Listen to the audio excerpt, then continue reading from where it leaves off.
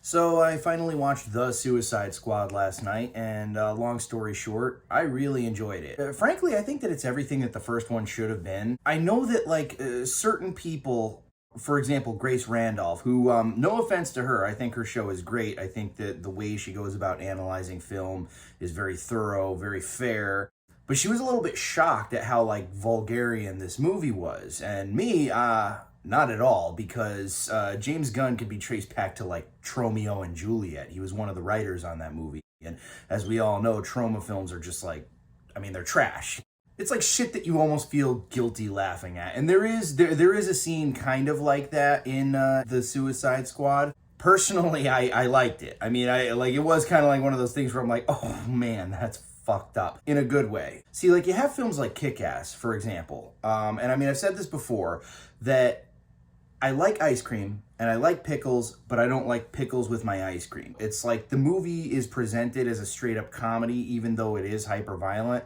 And then it gets to a certain point where really dark shit starts happening. And it's so abrupt and such a gut punch. James Gunn and The Suicide Squad is a lot better at meshing the two together. It's not such an assault on your senses, at least to me. I mean, I have been desensitized by a lot of things. I mean, Harley Quinn has been good in every single movie that she's been in, even the ones that are kind of shite. This movie really was leaps and bounds better.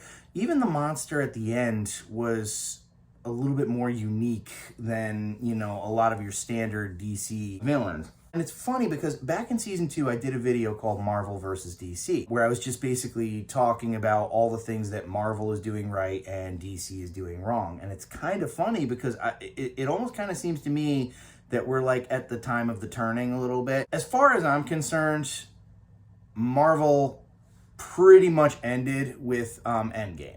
I mean, yes, Spider-Man Far From Home served as kind of a nice epilogue. And I'm not even saying that Marvel's not going to come out with any good movies, but they have been making a lot of kind of iffy decisions. Thor Love and Thunder, it's going to be Taika Waititi, so I'm sure that it'll be good, it'll be entertaining, but there's a lot of sketchy, potentially falling into, woke over storytelling shit that Marvel is about to fall into. It also kind of seems like they don't know what the hell they want to do with Phase 4. At this point, just seems to be appendages of movies that have come before. So far, I mean, I don't know. Maybe there's other good shit coming up. But DC, it's their movies have been such a clusterfuck. They've been kind of all over the place. And it's almost kind of works to their advantage in the long run because, yes, the DC movies are not nearly as consistent as the Marvel movies. Yes, more of them have sucked.